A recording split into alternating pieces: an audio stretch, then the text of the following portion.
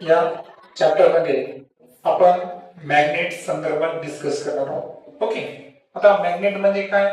चुंबक. आणि ज्या सबस्टन्स किंवा मटेरियल मध्ये मॅग्नेटच्या प्रॉपर्टीज असतात, चुंबकीय गुणधर्म असतात, त्याला आपण मॅग्नेटिक सबस्टन्स म्हणतो, है ना, किंवा मॅग्नेटिक मटेरियल्स म्हणू. आता तुम्ही एक एक्झाम्पल पाहिलं असेल का? ते आपल्या शाळेमध्ये पिन होल्डर आहे. पिन होल्डर मध्ये टाचण्या जे आहेत ना, त्याला काय, त्या स्टिक झालेल्या आहेत, म्हणजे चिटकलेल्या आहेत, बरोबर?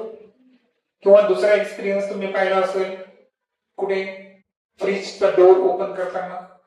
फ्रीजचा डोर ओपन करताना पहा, थोडस आपल्याला काय करावं लागतं? थोडस सुरुवातीला एक जास्त पॉवर लावावं लागतं, बरोबर आहे का? आणि जेव्हा आपण त्याला ढकलतो, थोडस ढकललं तरी ते जाऊन चिटकतं, बरोबर आहे का? कारण त्याच्यामध्ये सुद्धा काय वापरलेलं असतं? मॅग्नेट. स्पीकर मध्ये पण मॅग्नेट असतात, बरोबर? कारण आपल्याला माहित आहे की जे साऊंड प्ले होतात, तर त्या साऊंड बॉक्स मध्ये जे पडदा असतो साऊंडचा, तर त्याला काय अटॅच असतं? मॅग्नेट अटॅच असतं.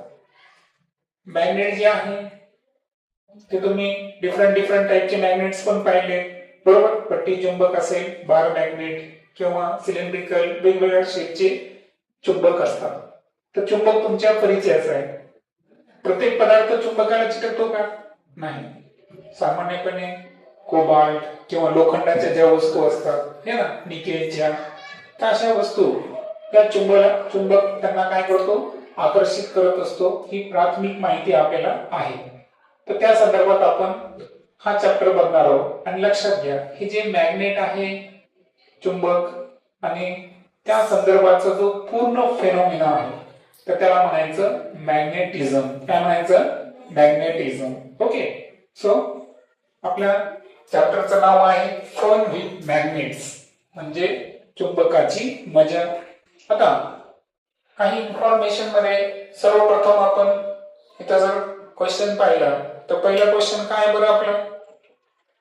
Explain magnetism. म्हणजे आपल्याला काय करायचं आहे? मॅग्नेटिझम काय करायचं आहे? एक्सप्लेन करायचं आहे. पहा, material to which objects get attracted is called as magnet. प्रत्येक वस्तू सांगितलं मी नाही. तर असे मटेरियल, ओके, असे मटेरियल टू विच ऑब्जेक्ट्स, जसे की कोबाल्ट असेल, त्यानंतर काय सांगितलं मी तुम्हाला? निकेल सांगितलं, त्यानंतर अजून आयर्न, लोखंड, निकेल आणि कोबाल्ट. तर अशा वस्तू ज्या मटेरियलला काय करतात, ज्या अशा वस्तूंना, कोबाल्ट, निकेल, आयर्न सारख्या वस्तूंना जो मटेरियल स्वतःकडे अट्रॅक्ट करू शकतो, आकर्षित करू शकतो, तर तशा पदार्थाला, तशा सबस्टन्सला आपण काय म्हणायचं? मॅग्नेट. ही झाली चुंबकाची व्याख्या, बरोबर? तर चुंबकाची व्याख्या फार सोपी आहे. कोबाल्ट, निकेल, त्यानंतर आयर्न, बरोबर? तर हे जे यापासून बनलेल्या ज्या वस्तू असतील, तर त्यांना अट्रॅक्ट करणारा जो मटेरियल आहे, त्या मटेरियलला काय म्हणायचं? Magnet. And this property of material is known as the magnetism. आणि हे जे गुणधर्म आपण अभ्यासलेला आहे, तर या गुणधर्म असणाऱ्या मटेरियल मध्ये काय आहे? मॅग्नेटिझम आहे, म्हणजे चुंबकत्व आहे. सेकंड क्वेश्चन आहे, विच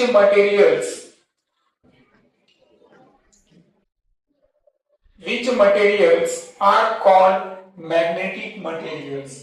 आता कोणत्या पदार्थांना चुंबकीय पदार्थ म्हणायचे? तर आन्सर काय आहे? Material that stick to a magnet. चुंबकाला जे ऑब्जेक्ट किंवा मटेरियल काय होतात? स्टिक होतात, चिटकतात, तर त्यांना काय म्हणायचं आपण? त्यांना म्हणायचं आपण मॅग्नेटिक मटेरियल्स. मग एक्झाम्पल आहे आयर्न, निकेल आणि कोबाल्ट.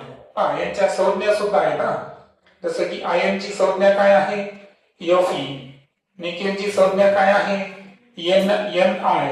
आणि कोबाल्टची संज्ञा काय आहे? CO. है ना. तर हे मूलद्रव्य आहेत. तुम्हाला माहिती आहे की आधुनिक आवर्त सारणीमध्ये 118 मूलद्रव्य आहेत. किती आहे? 118 मूलद्रव्य. त्यापैकी 92 मूलद्रव्य हे नैसर्गिक आहे, म्हणजे नॅचरल एलिमेंट्स म्हणतो आपण त्यांना, बरोबर. आणि उरलेले जे 26 आहेत ते सिंथेटिक, अर्थातच त्यांना आपण काय म्हणतो, मानवनिर्मित पदार्थ म्हणतो. तर सांगितल्याप्रमाणे 92 एलिमेंट्स हे कसे आहेत? नॅचरल एलिमेंट्स म्हणजे नैसर्गिक मूलद्रव्य. आणि त्यानंतर 26 हे कसे आहेत? मानवनिर्मित, मॅनमेड, अशी एकूण 118 मूलद्रव्य आहेत. तर पैकी हे 3 मूलद्रव्य तुम्हाला इथे मी सांगितले, फेरस, निकेल आणि कोबाल्ट, ज्यांच्यामध्ये मॅग्नेटिक प्रॉपर्टीज आहेत किंवा जे मॅग्नेटला अट्रॅक्ट होतात. त्यानंतर which is a natural magnet. मग प्रश्न असा आहे की नैसर्गिक चुंबकाचं नाव काय? तर नैसर्गिक चुंबकाचं नाव काय आहे? मॅग्नेटाइट. काय नाव आहे? Tight. From which place name magnet came from. मग हा मॅग्नेट हा शब्द आला कुठून, हा एक प्रश्न आहे. तर पहा, एक मेंढपाळ आहे पहा. शेपर्ड म्हणजे काय? मेंढपाळ, ज्याचं नाव आहे मॅग्नेस. काय नाव आहे? मॅग्नेस.